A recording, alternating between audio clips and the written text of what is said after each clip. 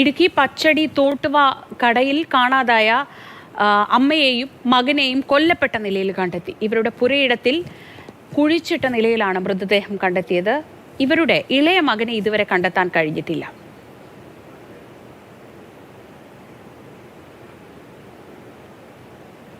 Nedumkandam police സ്റ്റേഷനിൽ നിന്ന് ഒരു രഹസ്യമായിട്ടുള്ള ഒരു മെസ്സേജ് വന്നതിനെ തുടർന്ന് പോലീസ് ഈ പൊന്നിട്ട റെജി എന്ന് പറയുന്ന ആളുടെ വീടിന് ഇവർ മിസ്സിംഗ് ആണെന്നും പറഞ്ഞൊരു മെസ്സേജാണ് പോലീസിന് ലഭിച്ചിരുന്നതെന്നാണ് പറയുന്നത്. ഇപ്പോൾ പറയുന്നത് 1 മാസമായിട്ട് ഇവരെ ഇവിടെ കാണാനില്ല, ഏതാണ്ട് ഒരു 20 ദിവസത്തോളമായിട്ട് ഇപ്പോൾ കാണാനില്ല എന്നാണ് ഈ മെസ്സേജായിട്ട് അവരോട് പറഞ്ഞിരുന്നതാണ് പറയുന്നത്.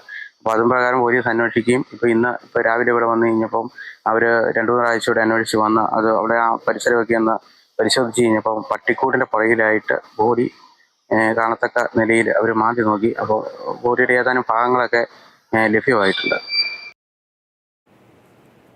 ശരി, ഇനി അവിടെ നിന്നുള്ള കൂടുതൽ പ്രതികരണങ്ങളിലേക്ക് പോകാം. നമുക്ക് പഞ്ചായത്തിൽ ഞാനിവിടെ മത്സരിക്കാൻ സ്ഥാനാർത്ഥിയായിട്ടുണ്ട്. അപ്പോൾ ഞാൻ എല്ലാ വീടുകളിലും പോയ സമയത്ത് ഈ വീട്ടിൽ വന്നിരുന്നു. അന്നേരം ഞാൻ കാണാൻ സംസാരിക്കുകയൊക്കെ ചെയ്തിരുന്നു. അന്നേരം തീരെ അവശ നിലയിലാണ് എനിക്ക് കാണാൻ സാധിച്ചത് ആ സമയത്ത്. അതെ, ഞങ്ങൾ മാത്രമല്ല, ഞങ്ങൾക്ക് സംശയം എന്ന് പറഞ്ഞാൽ ഈ ഇപ്പോൾ 2 പേര് മരിച്ചതിൻ്റെ ഈ ഗ്രഹനാഥനും ഇവിടെ കാണാതായിട്ടുണ്ട്. 8 വർഷമായി. 8 വർഷമായിട്ട് 8-9 വർഷമായിട്ട് അദ്ദേഹത്തെ കാണാനില്ല. അപ്പോൾ അന്ന് മുതൽ ഞങ്ങൾ നാട്ടുകാർക്ക് സംശയമുണ്ട് അദ്ദേഹത്തെ ഇതുപോലെ തന്നെ അപായപ്പെടുത്തിയതാണെന്ന്. അതിപ്പോൾ ബലമായ സംശയമായിട്ട് മാറിയിരിക്കുകയാണ്. കാരണം ഞങ്ങളുടെ ഒരു സംശയം ഈ സ്ഥലത്തെ എവിടെയെങ്കിലും ഭാഗത്ത് അദ്ദേഹത്തെ ഇങ്ങനെ അപായപ്പെടുത്തിയിട്ടുണ്ടാകാൻ സാധ്യതയുണ്ട്. കാരണം 8 വർഷമായിട്ട് പോലീസ് അന്വേഷിച്ചിട്ട് ഇതുവരെ കണ്ടെത്താൻ സാധിച്ചിട്ടില്ല മാൻ മിസ്സിംഗ് കേസിൽ. സതി വളരെ സൈലൻ്റാണ്. വളരെ നാട്ടുകാരോടൊക്കെ വളരെ സൗഹൃദപരമായിട്ടും വളരെ ചിരിച്ചു, ആരോടും ഒരു പ്രകോപനമായിട്ടോ മോശമായിട്ട് വാക്കോ ചീത്തയോ അങ്ങനെ ഒരു പ്രകോപനപരമായിട്ട് ആളോട് സംസാരിക്കുന്ന ഒരാളേ അല്ല. അതാണ് ഏറ്റവും പ്രധാനപ്പെട്ട കാര്യം. ആരോടും പുള്ളി ഇവിടെ ഒരു പണിക്ക് പോവുക. ജയൻ എസ് രാജു വിവരങ്ങളുമായി. ജയൻ, വളരെ ദുരൂഹതയാണല്ലോ മൊത്തത്തിൽ. ഇപ്പോൾ ഈ നമ്മൾ കേട്ട പ്രതികരണത്തിൽ പറയുന്നത് ആ വീട്ടിലെ ഗൃഹനാഥനെ കാണാതായിട്ട് 8 വർഷമായി, അതിലും സംശയങ്ങളുണ്ട്. ഇപ്പോൾ പ്രാഥമികമായി നമുക്ക് അവിടെ നിന്ന് കിട്ടുന്ന വിവരങ്ങൾ എന്തൊക്കെയാണ്? പ്രാഥമികമായിട്ട് നമുക്ക് ലഭ്യമാകുന്ന വിവരം ഈ സജ്ജി എന്ന് പറയുന്ന മറിയക്കുട്ടിയുടെ ഇളയ മകൻ ആണ് ഈ കൊലപാതകം നടത്തിയത് എന്നാണ് സംശയിക്കുന്നത്. അയാളെ ഇവിടെ നിന്ന് കാണാതായിട്ടുണ്ട്. ഇന്നലെ വൈകുന്നേരം പോലീസ് തിരക്കി വരുന്നതുവരെ സജ്ജി ഇവിടെ ഉണ്ടായിരുന്നു. അതിനുശേഷം പോലീസിനെ കണ്ടതോടുകൂടി ഈ വീടിന് മുകൾ ഭാഗത്തേക്ക് അയാൾ ഓടി രക്ഷപ്പെട്ടു എന്നുള്ളതാണ് ഈ പ്രദേശത്തുള്ള ആളുകൾ തന്നെ പറയുന്നത്. പ്രധാനമായിട്ടും ഇവരെന്നാണ് കൊലപ്പെടുത്തിയത് എന്നതടക്കമുള്ള കാര്യങ്ങളിൽ സംശയം നിലനിൽക്കുകയാണ്. കാരണം ഈ 3 പേരാണ് ഈ വീട്ടിലുണ്ടായിരുന്നത്. മറിയക്കുട്ടിയുടെ 2 മക്കളായിട്ടുള്ള റെജിയും സജിയും. എന്നാൽ ഇവർക്ക് പുറം ലോകവുമായിട്ട് അല്ലെങ്കിൽ സമീപത്തുള്ള ആളുകളൊക്കെ ആയിട്ട് അത്ര സൗഹൃദത്തിലായിരുന്നില്ല എന്നുള്ളതാണ് മനസ്സിലാക്കുന്നത്. കഴിഞ്ഞ ദിവസം ഇവരുടെ ഒരു സഹോദരി, റെജിയുടെ സഹോദരി, അമ്മയും സഹോദരനെയും കാണാനില്ല എന്ന് പറഞ്ഞുകൊണ്ട് പോലീസിൽ ഒരു പരാതി നൽകുന്നു. ഒരു ശബ്ദ സന്ദേശവുമായി ബന്ധപ്പെട്ടാണ് അത്തരം കാര്യങ്ങളാണ് അറിയിക്കുന്നത്. അതിനുശേഷമാണ് ഇന്നലെ പോലീസ് ഇവിടെ എത്തി അന്വേഷണം നടത്തുന്നത്. അന്വേഷണത്തിലാണ് ചില ദുരൂഹതകൾ ബോധ്യപ്പെട്ടത്. ഇവിടെ ഈ മാവിൻ്റെ സമീപത്താണ് ഈ 2 മൃതദേഹങ്ങളും കുഴിച്ചിട്ടിരുന്നത്. രാവിലെ പോലീസ് വന്ന് പരിശോധന നടത്തിയപ്പോൾ തന്നെ മൃതദേഹങ്ങൾ കുഴിച്ചിട്ട നിലയിൽ കണ്ടെത്തിയിരുന്നു. തുടർന്ന് ഫോറൻസിക്സ് വിദഗ്ധരെ അടക്കം സ്ഥലത്തെത്തിച്ച് നടത്തിയ പരിശോധനയിലാണ് ഇപ്പോൾ 2 മൃതദേഹങ്ങളും പുറത്തേക്ക് എടുത്തിരിക്കുന്നത്. ശാസ്ത്രീയ പരിശോധനയും അതിൻ്റെ മഹസറും എഴുതുന്ന നടപടികൾ, ഇൻക്വസ്റ്റ് ഉൾപ്പെടെയുള്ള നടപടികൾ പുരോഗമിച്ചുകൊണ്ടിരിക്കുകയാണ്. ഇനി പോസ്റ്റ്മോർട്ടം അടക്കമുള്ളവ പൂർത്തിയാക്കേണ്ടതുണ്ട്.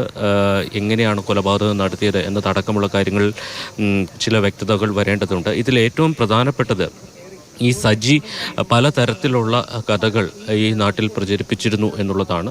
ഇവർ 2 പേരെയും കാണാതായപ്പോൾ ആ വിവരം നാട്ടുകാരിൽ ചിലർ തിരക്കിയിരുന്നു. അന്നേരം പറഞ്ഞിരുന്നത് അമ്മയും സഹോദരനും ചികിത്സയ്ക്ക് പോയെന്നും പറഞ്ഞു. അതിനുശേഷം ചിലരോട് പറഞ്ഞത് അമ്മയും സഹോദരനും ഒരു മരണാനന്തര ചടങ്ങിൽ പങ്കെടുക്കാൻ പോയിരിക്കുകയാണ് എന്നുള്ളതാണ് പറഞ്ഞത്.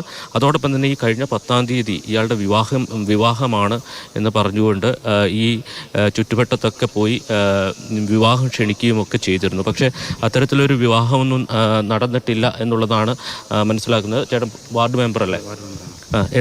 എപ്പോഴാണ് നിങ്ങൾ ഈ സംഭവം അറിയുന്നത്? ഇത് ഇന്നലെ സ്പെഷ്യൽ ബ്രാഞ്ചിൽ നിന്നൊരു ഉദ്യോഗസ്ഥൻ ഇങ്ങനെ എന്നെ വിളിച്ചിട്ട് ചോദിച്ചു, ഇങ്ങനെ ഒരു സംഭവം ഉണ്ടായിട്ട് ഞങ്ങൾക്ക് ഇങ്ങനെ ഒരു അറിയിപ്പ് കിട്ടിയിട്ടുണ്ട്, താങ്കൾക്ക് ഇതിനെക്കുറിച്ച് വല്ല അറിയാമെന്ന് ചോദിച്ചു. അന്നേരം ഞാനിവിടെ ഈ തോട്ടുകാരുടെ ഭാഗത്ത് വരികയും ഇവിടെ കയറി വരികയൊക്കെ നോക്കിയിട്ടൊന്നും അവിടെ ആരും കാണുന്നില്ല. അപ്പോൾ വേറെ പോലീസുകാരൻ രാവിലെ വന്ന് ഇവിടെ വന്ന് അന്വേഷിച്ചായിരുന്നു ഇദ്ദേഹം എവിടെ പോയതാണെന്ന് അറിയാനായിട്ട്. ഈ വീട്ടിലുള്ള ആളുകളിൽ എവിടെ പോയെന്ന് അറിയാനായിട്ട് ഒരു പോലീസുകാരനോട് പറയുകയും ഈ മെസ്സേജ് അനുസരിച്ച് അവരിവിടെ വന്ന് അന്വേഷിക്കുകയും ചെയ്തു. അന്നേരം ഇവിടെ ആരെയും കാണാനൊന്നും ഇല്ല. പിന്നെ ഇവിടെ ദീപ് ഒരു പോലീസുകാരൻ ഉദ്യോഗസ്ഥൻ ഇവിടെ വന്നിട്ട് ഇദ്ദേഹത്തെ അന്വേഷിച്ച് ഇവിടെ വന്നു കഴിഞ്ഞപ്പോഴാണ് ഇദ്ദേഹം അവിടെ ഒരു മരത്തിൻ്റെ മറവിൽ ഇങ്ങനെ ഒരു തോളൊരു ബാഗൊക്കെ ഇട്ട് നിൽക്കുന്നതായിട്ട് കണ്ടു. അദ്ദേഹം പിന്നെ എന്നെ ഇവിടെ നിൽക്കുന്നതെന്ന് ചോദിച്ചപ്പോൾ പറഞ്ഞു അമ്മ ആശുപത്രിയിലാണ്, അപ്പോൾ അവരെ കൊണ്ടുവരാനായിട്ട് പോകുക എന്നൊക്കെയാണ്. ഞങ്ങൾ പരസ്പര വിരുദ്ധമായ രീതിയിലാണ് ഞങ്ങൾ സംസാരിച്ചുകൊണ്ടിരുന്നത്. അദ്ദേഹം കഴിഞ്ഞ 2 ആഴ്ച മുമ്പ് ഞങ്ങളോട് കല്യാണമാണ്, കഴിഞ്ഞ വ്യാഴാഴ്ച കല്യാണമാണെന്ന് പറഞ്ഞു. അദ്ദേഹത്തിൻ്റെ ഒരു ബന്ധു മരിച്ചു പോയത് കാരണം കല്യാണം മാറ്റി വെച്ചെന്ന് പറഞ്ഞു.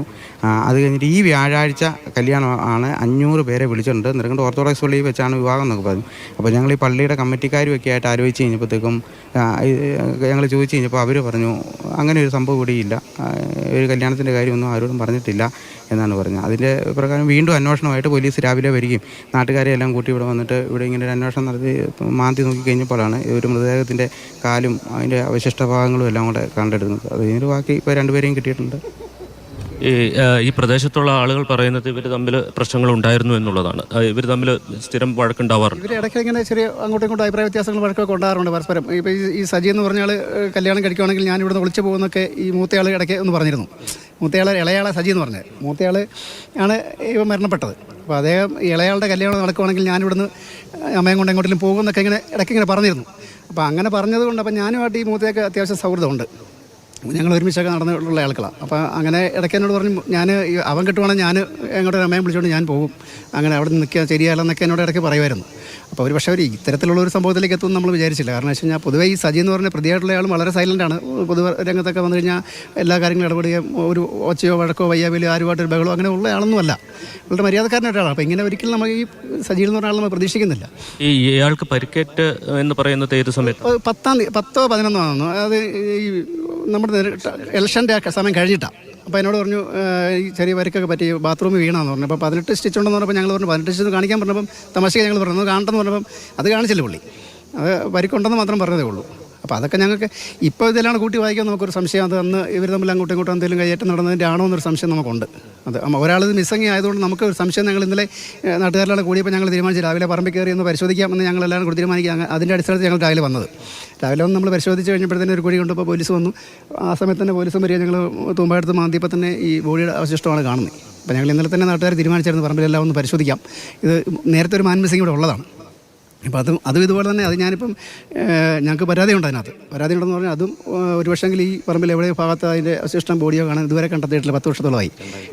പോലീസ് ഇതുവരെ അന്വേഷിച്ചിട്ട് കണ്ടെത്താൻ സാധിച്ചിട്ടില്ല. ഏകദേശം 8 വർഷത്തോളമായി. അപ്പോൾ അതും ഞങ്ങൾക്ക് പരാതിയുണ്ട്. ഈ പറമ്പിൽ എവിടെയെങ്കിലും നിങ്ങൾ എന്താ കരുതുന്നത് ഇന്ന് ഇത്തരം ഈ ഒരു കൊലപാതകങ്ങൾ നടന്നിട്ടുണ്ടാകുമെന്ന് നിങ്ങൾ കരുതുന്നു? അവരെ അവസാനം എപ്പോഴാണ് കണ്ടത്? ഞങ്ങളുടെ ഒരു കണക്കുള്ള ഒരു 15 ദിവസമെങ്കിലും ആയിട്ടുണ്ടാവണം. എന്നുവെച്ചാൽ ഇലക്ഷൻ്റെ അന്ന് വരെ ഈ റജി എന്ന് പറഞ്ഞ ആൾ ഇലക്ഷൻ പുള്ളി ഈ മൈക്ക് സെറ്റിൻ്റെ ആളാണ്. മൈക്ക് സെറ്റ് ഷോർ സൗണ്ട്സിലാണ് ജോലി ചെയ്യുന്നത്. അപ്പോൾ അന്ന് അനൗൺസ്മെൻറ്റാണ്. ആ അനൗൺസ്മെൻ്റ് ആയതുകൊണ്ട് പുള്ളി അന്ന് ഉണ്ടായിരുന്നു. അതിനുശേഷമാണ് ഈ ഇലക്ഷൻ്റെ പിറ്റേ ദിവസമാണ് ഈ പുള്ളി പരിക്കുമായിട്ട് വന്ന് ഇളയാളോടെ വന്നിരുന്നത്. അപ്പോൾ അന്ന് ഒന്നെങ്കിൽ ഇലക്ഷൻ്റെ വൈകിട്ട് അല്ലെങ്കിൽ അതിൻ്റെ പിറ്റേ ദിവസം. അത് ആ ദിവസങ്ങളിൽ ഏതൊരു ദിവസങ്ങളാവണം ഇത് സംഭവിച്ചിട്ടുണ്ടെങ്കിലും ഉണ്ടാകും. കാരണം ബോഡിയുടെ അഴുകിയ അവസ്ഥയെ കണ്ടിട്ട് എന്തായാലും ഒരു 10-15 ദിവസം ആയിട്ടുണ്ട്. അതാണ് ഞങ്ങൾ അനുമാനിക്കുന്ന ആ ദിവസങ്ങളാണ്. അതിനുശേഷം പുള്ളിയുടെ ഈ സജി എന്ന് പറഞ്ഞാൽ ധാരാളം പൈസ ഉണ്ടായിരുന്നു. ഈ ജംഗ്ഷനിൽ വരികയും അത്യാവശ്യം മദ്യ കമ്പനികളും അങ്ങനെയുള്ള കമ്പനികളൊക്കെ കൂടുകയും നല്ല രീതിയിൽ പൈസ മുടക്കുകയൊക്കെ ചെയ്യുന്നുണ്ടായിരുന്നു. പൈസ ഉണ്ടായിരുന്നു ധാരാളം കയ്യിൽ എന്തായാലും ആ സമയത്ത്. ഇയാൾക്ക് ഇതിന് മാത്രം പൈസ കൈവശം വരാൻ കൈവെക്കാൻ കൂലിപ്പണിയേ ഉള്ളൂ, അല്ല വേറെ പ്രത്യേകിച്ച് വരുമാനമൊന്നുമില്ല. തൊട്ടടുത്തൊരു പറമ്പിൽ പണിയാൻ പോകുന്ന ആളാണ്, സ്ഥിരം പണി അവിടെ. അപ്പോൾ ഇത് പെട്ടെന്നൊരു പൈസ ഉണ്ടായത്. അപ്പം ഞങ്ങൾ അന്വേഷിച്ചപ്പോൾ അടുത്തൊരാളുടെ 10,000 വായ്പ മേടിച്ചെന്നാണ് ഞങ്ങൾ അറിഞ്ഞത്. അങ്ങനെയാണ് ഞങ്ങൾക്ക് അറിയാൻ സാധിച്ചത്. അപ്പോൾ ഇവൻ്റെ പുള്ളിയുടെ കല്യാണമൊക്കെ പറഞ്ഞത് ഒരു ഫേക്കായിരുന്നു. കാരണം പുള്ളിക്കോട് മുങ്ങാനുള്ളതിനാണോ ഇപ്പോഴും ഞങ്ങൾ സംശയിക്കുന്നു. കല്യാണം നടന്നില്ല അങ്ങനെ മാറി നിൽക്കാമെന്നുള്ള രീതിയിലാണോ ഈ കല്യാണക്കഥ ഉണ്ടാക്കിയെന്ന് ഞങ്ങൾക്ക് സംശയമുണ്ട്. ഇതിപ്പോൾ ഇയാൾ മേളിലേക്ക് ഓടിപ്പോയെന്നാണ് പറയുന്നത്. ആ മേളുവശം അതെ ആ പ്രദേശം ഈ മേളിലേക്ക് ഓടിപ്പോയി കഴിഞ്ഞാൽ 2 സ്ഥലമുണ്ട്. ഒന്ന് ഈ മേളിലേക്ക് ഇവിടെ റോഡുണ്ട്, ഒരു ടാറിങ് റോഡ്. ആ റോഡിലേക്ക് വേണേൽ എത്താം. ഇവിടെ ഒരു ടാറിങ് റോഡുണ്ട്. ഈ റോഡിലേക്കും ഒരു ഇടവഴി പോലെ കയറിപ്പോയാൽ പെട്ടെന്ന് എത്താൻ 2 റോഡ് ഉണ്ട്. രണ്ടും നെടുങ്കണ്ടത്തേക്ക് ചെല്ലാൻ പറ്റുന്ന റോഡുകളാണ്, പെട്ടെന്ന് ചെല്ലാൻ പറ്റുന്ന റോഡുകളാണ്. അപ്പോൾ ആ റോഡിലേക്കാണ് ഈ ഒരു 6 മണിയായപ്പോഴാണ് പോലീസ് വണ്ടി കണ്ട് പുള്ളി ഓടിപ്പോകുന്നത്.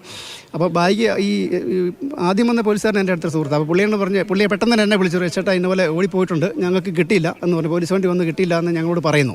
അപ്പോൾ ഞങ്ങൾ അത്യാവശ്യം ഞങ്ങൾ പെട്ടെന്ന് ഞാൻ എല്ലാ സ്ഥലങ്ങളും അന്വേഷിച്ചു. അവിടെയൊക്കെ നമുക്ക് സുഹൃത്തുക്കളുണ്ട് റോഡ് സൈഡിൽ, അവിടെയൊന്നും ചെന്നിട്ടില്ല. അപ്പോൾ ഒന്നെങ്കിൽ രാത്രിയിൽ ഇവിടെ എവിടെയും തങ്ങിയിട്ട് വെളുപ്പിനത്തെ വണ്ടിക്കോ അല്ലെങ്കിൽ രാത്രിയിലോ പുള്ളി ഇവിടുന്ന് മാറാനാണ് സാധ്യത. ഞങ്ങളിവിടെയൊക്കെ പരിശോധിച്ചു, ഈ സ്ഥലങ്ങളിലെല്ലാം ഞങ്ങൾ നാട്ടുകാർ പോയി പരിശോധിച്ച്, പോലീസും പരിശോധിച്ചു, ഇവിടെ ആളെ കണ്ടെത്താൻ സാധിച്ചില്ല.